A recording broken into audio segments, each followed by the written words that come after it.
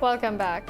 We start our news bulletin from the US, where more than 65,000 people are tested positive for COVID-19 in the past 24 hours. The countrywide cases have crossed 3.1 million with over 133,000 deaths. The global number of coronavirus cases has exceeded 12.2 million, with the death toll nearing 555,000. This report has details. The new coronavirus is wreaking havoc in the Americas, tumbling records of daily deaths and infections. In the virus epicenter of Latin America, Brazil has reported over 1,200 deaths, while Mexico recorded 730 fatalities in the last 24 hours. Bolivia's President Janine Áñez has tested positive after Brazil's President Jair Bolsonaro, who doctors say is recovering well. Meanwhile, U.S. infectious disease expert Dr. Anthony Fauci has blamed the unprecedented spike in cases on the haste to open up the economy. Doctors and nurses are struggling to cope as COVID-19 patients flood hospitals in over 36 states of the U.S. California is facing the double threat of rising coronavirus numbers as it enters peak wildfire season.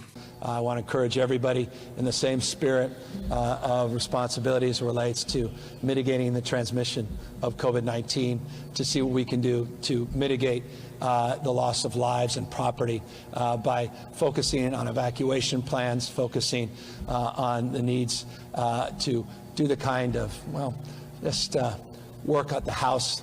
South Africa has announced its highest daily infections with over 13,500 testing positive. Africa's most developed country is now a hotspot with over 238,000 cases. Algeria is reimposing travel restrictions and has increased testing in a bid to stop a rise in infection. Over in Australia, Prime Minister Scott Morrison says the number of overseas arrivals will be capped at 4,000 people each week.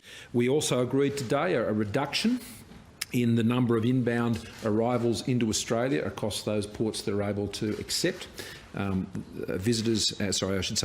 Australian citizens and residents. Of course, there are no flights going into Melbourne, into Victoria, for obvious reasons. In Asia, China has reported 4 new coronavirus cases, down from 9 a day earlier. South Korea's daily virus cases fell below 50, but imported cases and infections tied to churches continue despite enhanced measures.